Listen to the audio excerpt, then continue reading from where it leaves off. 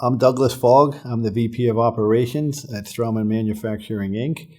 And my role is to organize the production and the various departments to produce dental implants.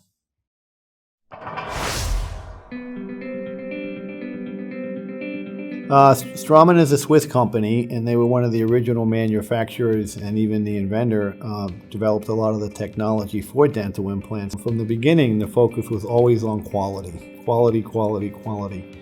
In the last 10 years, the growth has been very high, and it's been really hard to hire skilled people.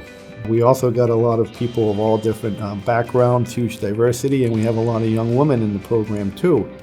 And they're all excellent machinists. And we interviewed people who came out of the apprentice training from different walks of life. We had someone working at Target, we had a tattoo artist, we had a hairdresser, and they were looking for a career change. As long as they want to learn and they want to apply themselves and care about doing a good job, we can train them very well.